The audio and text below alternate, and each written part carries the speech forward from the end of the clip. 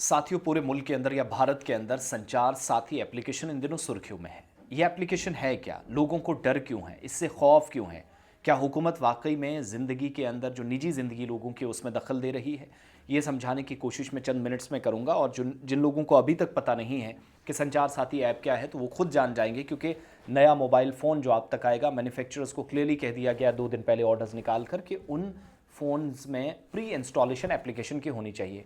कई लोग पेगासस जासूसी का काम जो पेगासस के ज़रिए किया जा रहा था इसराइल की तरफ से, भारत के अंदर पिछले साल काफ़ी हंगामा मचा 2024 में, वैसे ही इसके साथ कंपैरिजन करके इस बार भी मामलात पेश आ रहे हैं।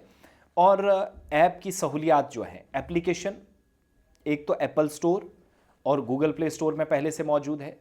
लोगों के लिए एक सेफ्टी टूल के तौर पर हुकूमत के मुताबिक वो इसको इस्तेमाल कर रही है, और इसके ज़रिए साफ जो भी लोग एप्लीकेशन को इस्तेमाल करेंगे, मोबाइल अपना गुमशुदा या चोरी हुआ मोबाइल फ़ोन, इसकी इंटरनेशनल मोबाइल इक्विपमेंट आइडेंटिटी यानी IMEI नंबर के ज़रिए एक तो ब्लॉक कर सकते हैं, ट्रैक कर सकते हैं, और भारत के मुताबिक सेफ्टी स्टैंडर्ड प्रोटोकॉल को मद्देनजर रखते हुए एप्लीकेशन ज़रूरी है। एप्लीकेशन से पता चलता है कि किस शख्स के नाम पर कितने मोबाइल कनेक्शन रजिस्टर हैं, जिससे धोखाधड़ी के लिए इस्तेमाल होने वाले जाली नंबर्स हैं उनकी निशानदेही करके उन्हें बंद करवाया जा सकता है।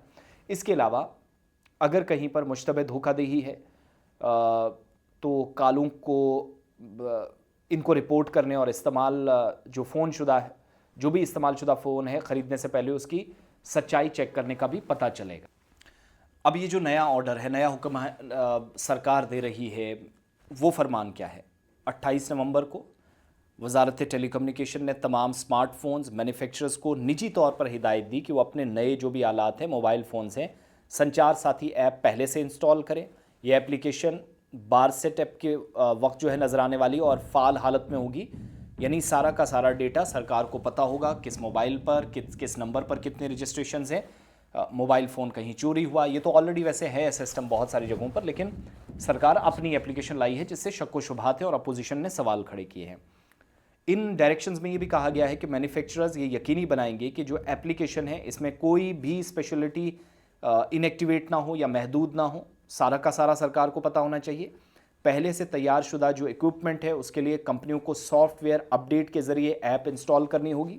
एक बात, अब आदादोशुमार और डेटा इकट्ठा करने का ये नया तरीका है। सरकार के मुताबिक ऐप को अब तक 1 करोड़ से ज़्यादा बार डाउनलोड किया जा चुका है। इस निज़ाम की मदद से 42 लाख से ज़्यादा चोरी या गुमशुदा फ़ोन्स ब्लॉक किए गए, 3 करोड़ से ज़्यादा जाली मोबाइल एप्लीकेशंस ख़त्म की गई।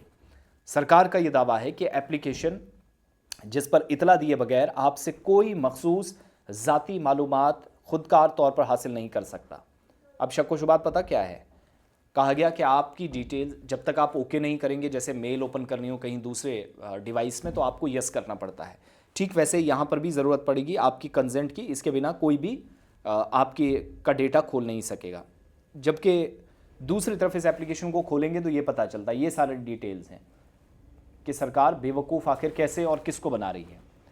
कैमरा पिक्चर्स, कहा गया कि संचार साथी एप्लीकेशन परमिशन जहां मांगता है, camera, take pictures and videos, call logs, read call logs, telephone, SMS, इसके अलावा स्टोरेज।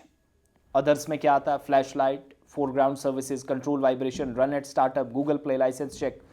तो ये सारा सिलसिला जब सरकार के पास चला गया, आप किसको बेवकूफ़ बनाने की बात कर रहे हैं?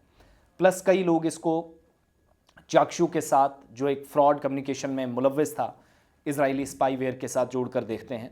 ये सारे मामलात हैं।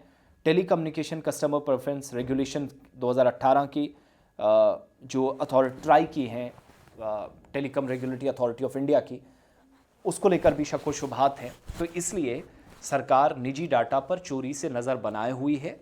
ये लोगों की प्राइवेसी पर हमला है, जो अपोजिशन भी मान रही है, और मैक्सिमम लोगों का यही ख्याल है कि सरकार को ऐसी ज़रूरत क्या पड़ी जब ऑलरेडी टेक्नोलॉजीज़ मौजूद हैं। आप मोबाइल चोरी हो जाएगा, ये हो जाएगा, छोटी मोटी बातें करके लोगों को गुमराह नहीं कर सकते। बहरहाल इससे आगे क्या होगा, फ़िलहाल ऐवान में खूब बहस चल रही है।